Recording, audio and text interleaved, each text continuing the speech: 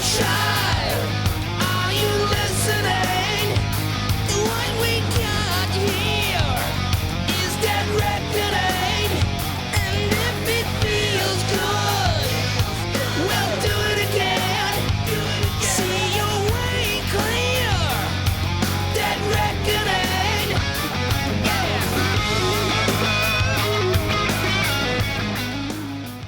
Hi guys, welcome to Brandix Reviews, part 3 of the Evil Dead Halloween week. So this one, naturally, we're reviewing Army of Darkness, also referred to as Evil Dead 3 sometimes as well. It doesn't even say that on there. Funny when it opens, it says Bruce Campbell versus the Evil Dead, doesn't it? Versus the Army of Darkness. I get a non-name remembering mofo. Now, before we begin, you do remember the words? You've memorised them? Yeah, Every last syllable? Topher. No! So yeah, so this version anyway. Now, in fact, I remember when this came out on tape. That was how I first saw it. In fact, speaking of Topher, I think I got my first copy of this off him, and I remember it was the old trick. I know, certainly when it comes to me, like talking about how I've been viewing these films out of order, like I saw like Evil Dead, the absolute last of it. I'm actually pretty sure the very first of these films I saw was Army of Darkness. And I'm pretty sure it was round at the Tophers as well, but... yeah, it was more mainstream film, I think. The other ones were a bit... I mean, the first... It's got a bit more of a budget. I mean, not a huge budget, but it's got a bit more of a budget. There's, like, more locations and sets and stuff. It's not all just round a cabin in the woods. Yeah, it's more fantasy kind of base, so it's a bit more... Yeah, it's a bit more... wider appeal to it, kind of thing. I think by this point Sam Raimi had established himself as a film director. He'd done like Darkman, I think, which was like a big, a very popular one. I think the ones were a bit more cult classics, especially the first one, which we've spoken about in previous videos. But yeah, I seem to remember anyway on tape I had this. We got it off Topher, and it was the old trick where you put 2 VCRs together with SCART lead and just copy it. That was my first copy, and that was the one that had the ending where he sleeps for too long as part of the film, and then after the credits you could then see the alternate ending, which was actually the theatrical ending. Is that right? Yeah, the story to it, as far as I understand it, is Sam Raimi, when he was making it, kind of him and Bruce Campbell liked Ash is a bit of a clown, so it kind of makes sense that he sleeps too long, he takes too many drops of this magic potion. And rather than waking up in the modern day, he wakes up like 100 years too late. And it's basically Planet of the Apes like ending where there's like all these ruined monuments, and he's like, no, I slept too long, no, kind of thing. It's a very good impression. Seems to remember one time when Topher did that, and he no, took too shut many up, drops. no. He woke up with a hover. No. It would be funny to kind of splice that scene of like, I slept too long with like scenes from like Hill Valley in the future. Yeah, well, yeah. But no, so that was kind of the versions that we saw back in like the 90s. When did this come out? 93, 92, 93? I haven't a clue. I think the theatrical version, basically whoever released it, basically the suits behind it felt they needed a bit more of a upbeat ending to the film, because also the slept too long leaves it on a very to be continued kind of note, where he's like wakes up in the far future and how's he finally going to get home, and we're going to have like an Evil Dead 4 which is in the future. Sadly that never happened. So instead the theatrical version came with the S-Mart ending, which is where he's got back to the right time, but again the silly fucker's like screwed up the lines. He hasn't said the magic words right, so like a deadite's followed him. Basically like this crazy like deadite thing's like loose in the store, and he shoots it with his like shotgun. He's like, "Hail the king, baby." Yeah. Which ending do you prefer? I actually prefer the S-Mart one, to be honest. Yeah. If they'd gone on and done like an Evil Dead 4, then I would have probably liked the slept too long ending, but it would just leave the whole thing open, which is never going to be completed. So I just prefer the he got home again. And also the S-Mart ending is the canonical one as far as I can tell. Yeah. I mean, it leads into like the games, the comics, the new series they're doing are all presumably from that ending where he got home, because Ash versus the Evil Dead, if you've seen the trailer, he's back working at a convenience store in the modern day, so you know, he's not stuck in the distant future. Yeah, so that was the ones we always saw. Now, if you get these on DVD, I think there's various different versions. I mean, I think it's available on Well, it is available on Blu-ray, but the sort of general one that you get. Yeah, it's part of that Blu-ray set we were talking about last time. If you watch the director's cut on this, you can tell the deleted scenes because the quality does drop quite a bit. Yeah, it's one of those that we were kind of discussing that it probably doesn't look too good on Blu-ray because the original quality of the film isn't that good. So it's one of those things where somehow reshooting the entire thing, you couldn't really do anything with it. Yeah. But you get it on 2 discs, you've got the American theatrical version, because I think the European versions, that's another factor as well. Yeah. Not anything to do with the actual DVD here. And then the director's cut. And but yeah, that's a pretty good edition, is that, if you can get it. It's pretty cheap, I think. Yeah. And that's got both of them, so you can basically go with whichever one you want. This was released by Anchor Bay, who do tend to do a lot of these kind of films, in 2002. So I think there may be various different releases of these, and the other films over the years have been kind of re-released and so on. But yeah, this was pretty much where it ended for a long time. I mean, we're going to get into the remake from, was it 2013 or 2012? I think it was 2012. We're also going to talk about the extended kind of in the stuff around it in like a future video. But yeah. For now, we're just talking about Evil Dead 3, The Armies of Darkness. Now I remember I first actually heard about this in it was kind of serialised in graphic novel form in a magazine called Total Carnage, which we'll show you in the next video. So I'm going to talk about the comics and stuff. That was my first kind of introduction to this. Total Carnage, your mother won't like it, but then again, we don't like your mother. So yeah, that was, we'll show you what that is. That was the main thing that sold you on it, wasn't it? Yeah, it was actually, yeah, to be fair. But yeah, a lot of happy memories of that magazine. But yeah, certainly by this point, kind of the horror has gone by the wayside, and this is full out fantasy. Yeah, Ash running around with a sword and a chainsaw and a shotgun and just screwing up deadites. Yeah. I think as well, this one was really kind of like, I mean, like I say, the first 2 films were fairly cult-like. This one took it to a more kind of mainstream audience, maybe a younger audience as well, because these are kind of films that we kind of grew up watching, where it's like the violence was very much slapstick and tough. I mean, there was slapstick violence in 2, but it was some bits were like pretty sick. I mean, he is just like a Looney Tunes character. Yeah. I mean, he swallows like scalding hot liquid and doesn't really hurt himself. He like gets his head shoved on like a griddle at one point, and he even has to use like a scraper to get his face off the griddle, and he's fine afterwards. No burn, nothing. You know, it's like if that happened, your face would be fucked up. But what happened to Buff that time in Topher? No. It was, yeah. Enough Topher jokes, all right? Seriously. Topher joke. But yeah, he seems to have Wolverine's healing factor in this film, because the amount of times he gets like screwed up, thrown about, dropped. I mean, he is the chosen one, so you know you kind of excuse it, but he does take a hell of a beating and keeps on fighting. There's a definite Topher joke there about taking a beating. Shut up! Running joke on Brandix Reviews.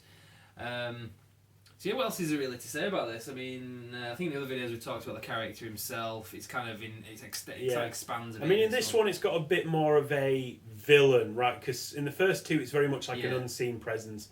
In this one, you get Evil Ash.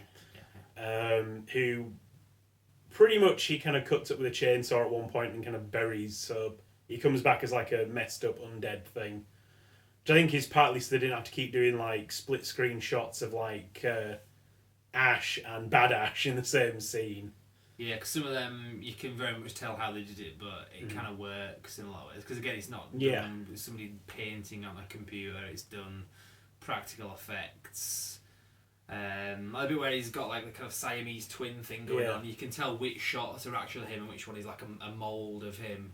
But it still looks really great, and it's not something you're supposed to take seriously anyway. So you don't I mean, the whole film is something you don't take seriously. It's very tongue in cheek. It's almost, I don't want to say parody, because that is getting in. You might think it's a comedy, but it is kind of getting into that territory where it is very. Genre. I mean, he jumps up in the air and catches his chainsaw on his stump and activates it, and he cuts this guy's hand off. She goes flying up and hits another guy in the face, and he's like, "Ooh!" And the guy with Tash, that's that made me chuckle in that. I'm telling you one thing: if when you grow your moustache for charity, if you grow one like that, I will give you double the money. Yeah, it might be. Yeah. So Yeah, I was going to say about that with what we're talking about anyway, the kind of slapstick kind of thing. It's a lot like... I mean, it pays homage to a lot of different genres. You've got your Three Stooges references massively, which is Sam Raimi thing anyway. It's pretty much signature for him. There's also... Is it Ray Harryhausen who did the, stop motion stuff with skeletons? Was that Ray Harryhausen? For Jason and the Argonauts and stuff like that? Yeah, it's very much that same sort of thing as Jason and the Argonauts. It actually looks okay. I mean, it's clearly how it's been done, but it looks good. And there's a lot of stationary skeletons getting smashed by something which is we know that's just a stationary skeleton. That was never moving around. Pretty much kind of thing on display, yeah. But that was probably slightly more expensive. Yeah, it's a good film. You get to see a bit more of Ash's character. I mean, by this point, let's be honest, he's a bit mad. The Deadites have driven him round the bend. He's sane enough to still be the hero of the story, but he's a bit mental. I think one thing that appealed to me when I was younger watching this, when I was my teens, I guess, I'd seen a lot of horror films with zombies. They were basically just people just getting eaten and that's it. It was good to see a kind of guy fighting back with a fun element to it. Yeah, like I also said in the early ones, he has a bit of an everyman thing going. Yeah. Because he's not the typical he's not Schwarzenegger or something. He's handsome guy and he's in good shape and stuff. Give me some sugar, baby. But he's not huge and massive, huge bulging muscles and stuff. He's a bit more of an everyman and a bit more of a jackass. So you can kind of, maybe I could do that if I was in that situation. Bit easy to put yourself in his place, kind of. Yeah, I think that's why a lot of people. And it's Bruce Campbell is always good in pretty much everything he does. Yeah, he's been in some pretty fun films. Yeah, I always liked him in Escape from LA. I thought I was doing a bit part, but I always thought it was the Surgeon General. Yeah, he's pretty good in stuff like Maniac Cop. He's even in it's not a bad film, although he does get killed off very early in the sequel. So he's even in a film that I've recently heard about called Moontrap with Chekhov from Star Trek. Oh yeah.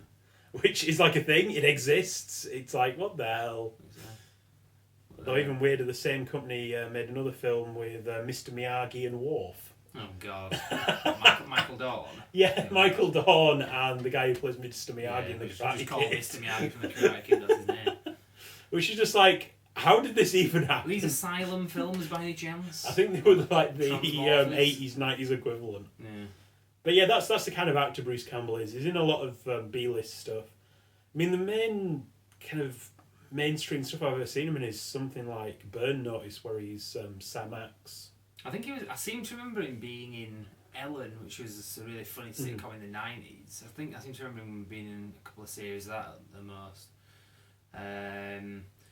Sure, I think it's one of them things where you can't really think off the top of your head, but I mean, he's been in a lot of things, but he's not been in you can't I mean, the most mainstream films he's been in is bit parts and stuff like Spider-Man. Is he in American Gothic as well? He was in one episode of American Gothic and he got eaten by flesh-eating cockroaches. He was in the X-Files as well. I think I mentioned that in a previous video. Also, random Necronomicon fact, seeing as that seems to be a running theme of these reviews. The phrase, do you want to... Oh yeah, Klaatu, it's Barata in the others, but in this it's Verata and Niktu. Or Necktie, nickel. Necktie, yeah. I think basically, that phrase is actually a big sci-fi thing. It's from the film The Day the Earth Stood Still, and the alien Klaatu speaks that to the giant robot to control it. Klaatu, Barata, Nikto. It's been referenced in a lot of things. It's referenced in Star Wars. There's a scene in Return of the Jedi with you'd have to kind of know this, but if you know the species of two of the aliens, or collected the figures, and the name of another one, it's actually Kalatan, Baratu, and a Nicton or something. It's a definite reference. Yeah, it's been in Farscape. It's been in a load of things. Yeah, well, but yeah, that's a definite reference to it. Kalatu, Barata, Nikto, or Verata in this, without the B. What does the B stand for? No. So many references that people aren't going to get watching this. We do have a fan base. It's very small, but that fan base does get the reference. So. And I think it just enjoys me going, no, stop it. Yeah. So yeah, what else can we really say about this? I mean, watch it. It's good. Apart from that, I mean, I think really the third one is probably my favourite of them. It's more fun. It's more fantasy. I do love the other films. I did tend to find them, having seen them before, 1 and 2. I'm not saying they're boring films. This is more a statement about me. I've got kind of bored of watching them over the years, but I think the third one had not so much. Yeah. So, Like I say, again, we've got like a bit of a change to the start because they remade the linking bit from the end of Evil Dead 2. Instead of basically being dumped in front of the castle and like a flying deadite coming down and him shooting it and everyone proclaiming him the hero, instead he gets dumped much further away from the castle and actually gets into a fight with a couple of knights and then dragged to the castle, and then that's where he like kills the deadite and is like hailed as the chosen one or the promised one. yeah, and they changed that. I think it was, yeah. Yeah. So. Like I say, again, you can watch these out of order. I'm 99% certain I saw Armies of Darkness first. Then a few years later I saw Evil Dead. And then a good few years after that I finally got to see Evil Dead 1. So I watched them completely out of So you saw order. 3, 2, 1. You watched Yeah. them backwards, basically. Yeah, well, yeah, like you said, it's a good point. I mean, you don't have to watch. They do link on, but you could watch one. You can pick and choose. Yeah. So, we'll leave it there. Yep. So, for the next video, we're going to be talking about the Kind of the expanded extended, universe. let's just say the expanded universe for like shorthand, because that's kind of what you refer to when you're talking about like extra things apart from the films. Yeah, so that's coming up tomorrow, and it's going to be a shorter video because, like I said, we don't have as much to Yep. talk about. And Halloween itself, the Saturday, we're going to be talking about the final entry so far, anyway, and that is Evil Dead Remake, which was. I mean, we're going to talk about that. Yeah, I'll shut up about that now. Obviously, there is going to be on the Saturday night on Halloween the That's not Bruce Campbell. Ash versus the Evil Dead sort of mini series. But Yeah, like I say, we're going to be watching that when we can get a hold of it, and we'll be reviewing that when we've watched it. yeah, so watch out for that. But given it's not even on until late-ish on in Halloween in America, there's literally, even if we stayed up to like 2, 3 in the morning, there's no way. It's physically impossible. There's no way we could get a hold of a copy of it, watch it, and review it on Halloween. There's no chance. It's not even going to be on till like 2, 3 in the morning at least. And it's not like we do anything like download or anything. We're just seeing if it was on like YouTube or something. Yeah, I mean, maybe, if you were to download it, you'd also have to wait for whoever to upload it, and then however long it takes to download it. Yeah. Not happening. Which we don't endorse doing. No, that we at do all. not download it. If some kind and generous soul just slips a copy under our door, we can't question These where it things comes from. happen. They just. Yeah, it's So there we go. absolutely beyond our control. Torrents. Right. Yeah, that's a bad coffee you got there. No. It's, anyway, so yeah, we're going to leave it there. So come back tomorrow. Website is brownxreviews.com. If you want to follow us, there's some information coming up and how you can do that. So for now, we're going to say groovy. Come get some. Topher reference. No!